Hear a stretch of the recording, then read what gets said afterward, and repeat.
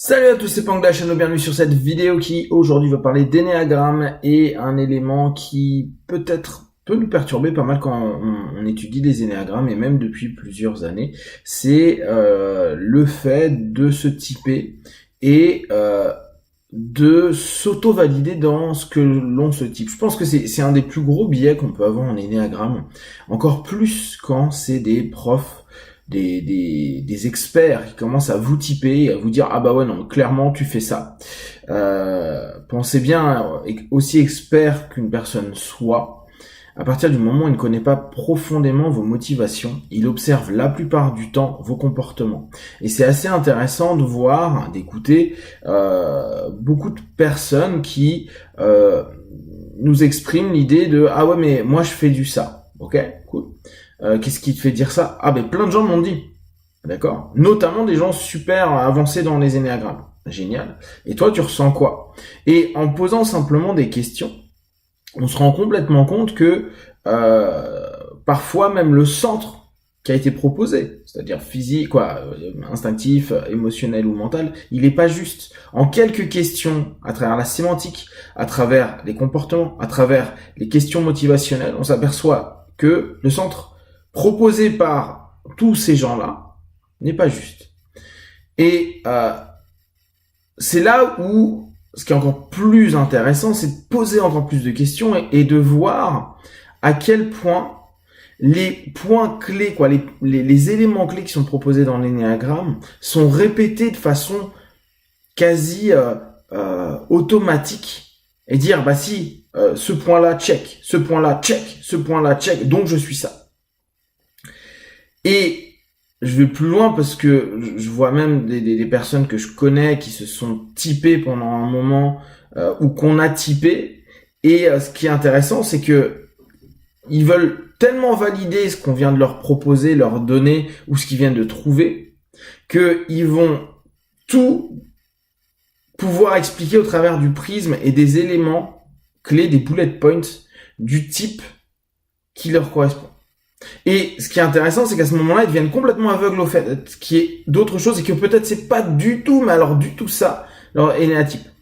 On sait qu'il y a des confusions dans les énéatypes. On sait par exemple que beaucoup de personnes qui peuvent faire du 9 peuvent penser faire du 5 ou du 5 faire du 9. On sait que beaucoup de personnes qui font du 4 peuvent penser qu'ils font du 7 ou du 7 qui font du 4. Qu'est-ce qu'il y a d'autre qui est marquant? Si certaines personnes qui font du 1 peuvent penser qu'ils font du 6 ou du 6 du 1 à cause du côté qui peut être très carré. On a plein de confusions possibles. Et encore, comme je vous dis à chaque fois, hein, moi je suis pas un très bon en énéagramme, je suis vraiment un passionné, mais je monte petit à petit ma compréhension dedans. Donc imaginez ceux qui vraiment maîtrisent et captent tout plein de subtilités. Je pense que eux, les premiers, vont déjà éviter de vous typer, je pense. Parce que tout simplement, il y a ces confusions possibles. Et il y a le fait que si on commence à proposer ça, et moi le premier, hein, j'ai fait la connerie de typer des gens. Alors, après je pense que, mais vous savez ce que c'est le rapport à la suggestion. Pseudo-figure d'autorité à un moment donné, la personne dit bah ouais j'ai un peu de connaissances donc je deviens une figure d'autorité à ce moment-là. Je dis quelque chose parce que moi c'est ce que j'ai l'impression. Et même si je prends des pincettes, le fait de dire ouais mais ça me semble etc. C'est foutu. La personne a entendu je suis. Et on a beau dire oui mais il faut étudier, il faut voir, prendre du temps, il faut se poser des questions etc. Foutu. Et ça c'est une erreur que moi j'ai fait. Je pense que beaucoup de personnes en énéagramme peuvent faire.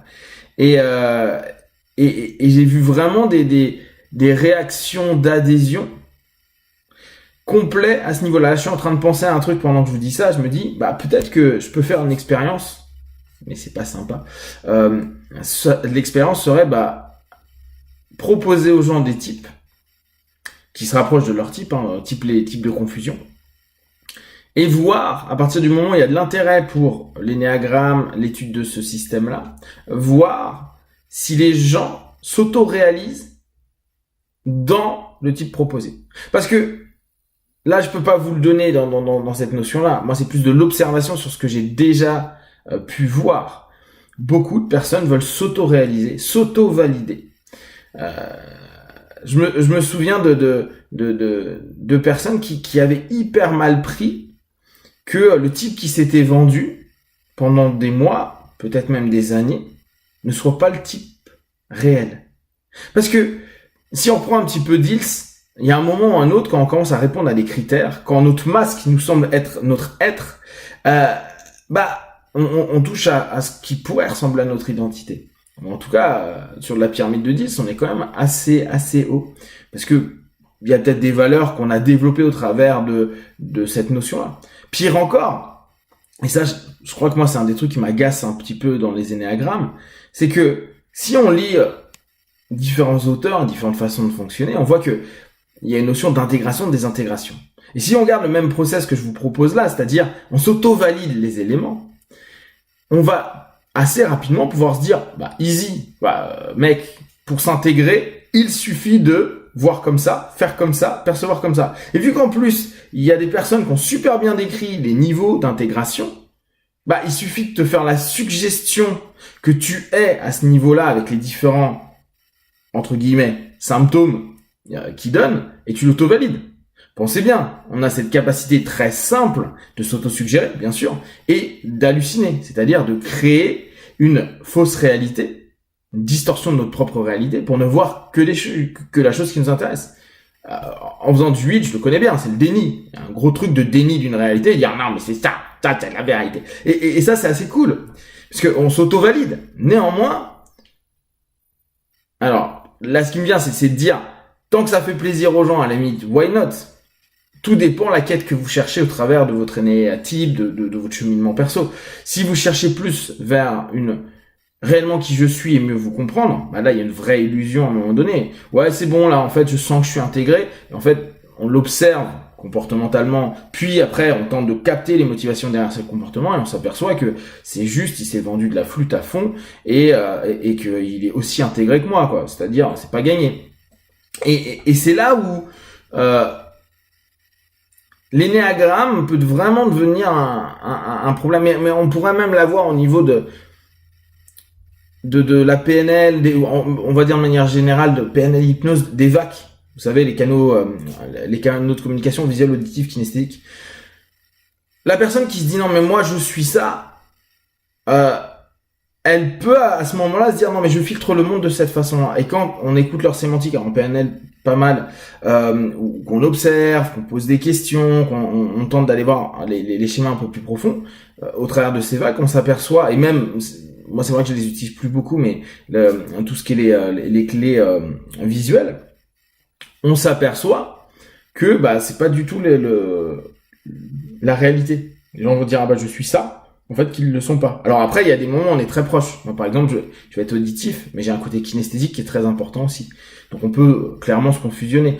Néanmoins, c'est intéressant de voir comment les gens vont valider. Ah non, mais moi, ça, je peux pas le capter parce que je suis visuel, et là, ce que tu es en train de m'expliquer, Pank, je vois pas ce que tu veux dire.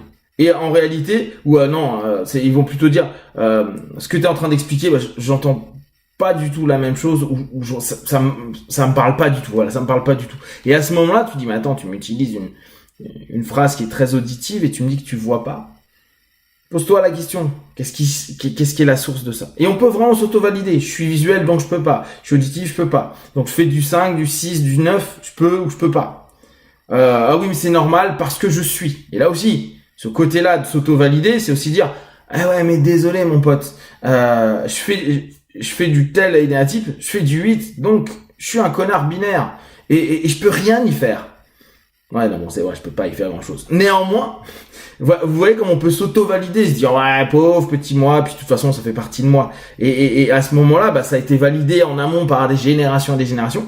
Et, on peut peut-être aller à l'inverse de l'énéagramme, c'est-à-dire ne pas se découvrir, se mitonner en plus, utiliser à nouveau une carte mytho, et ne pas s'ouvrir à l'ensemble des perspectives de ce que l'on peut être. Si vous avez des questions et des remarques, partagez sur Facebook, YouTube, je répondrai le plus rapidement possible. Et comme d'habitude, de tout ce que je propose, ne prenez que ce qui est bon et juste pour vous. Testez, observez, analysez et concluez. Be one.